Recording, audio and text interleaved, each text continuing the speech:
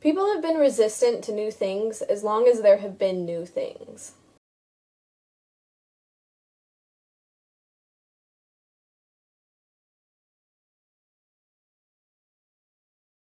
I'm sure this comes as no surprise to most people. I didn't need to spend the last 4 years studying communication technologies like all of these to realize that. Someone much smarter than me, who spent way more time studying the subject, Harvard professor Celestis Juma, wrote a book called Innovation and Its Enemies: Why People Resist New Technologies.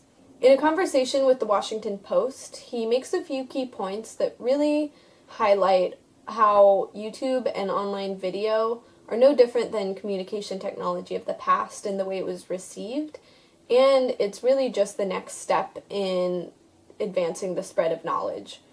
Professor Juma says technologies that are vastly superior to their predecessors or don't have any predecessors are more easily adopted. For my favorite example of this, we're going to go back to just before my time.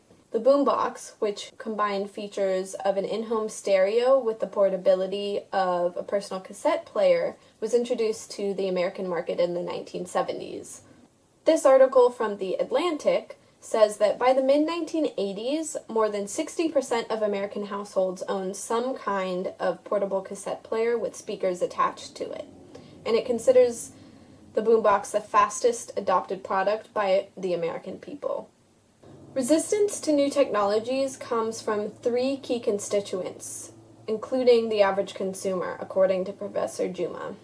Those with commercial interests in existing products, those who identify with existing products, and those who might lose power as a result of change.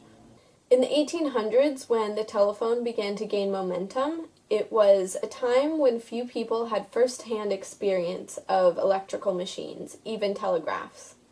There were fears that other people could also listen in on the telephone conversations, or that the sounds from telephones could make you deaf or crazy. Even telegraph companies encouraged false rumors that the telephone had bad effects because they were afraid of the competition.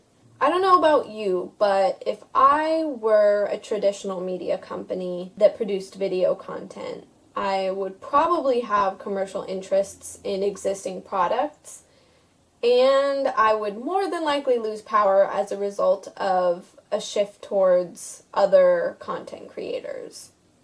He also says humans make decisions about new innovations with their gut rather than with evidence.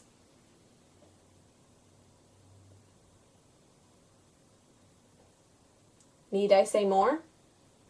According to him, people flock to technologies that make them more autonomous and more mobile. Someone who grew up in the 1960s thought of the telephone much like millennials think of mobile phones today. Diane Scholes says, "I think the phone is a wonderful time-saving device. I have used it thousands of times to do things in a few minutes that would have taken my grandmother days to finish.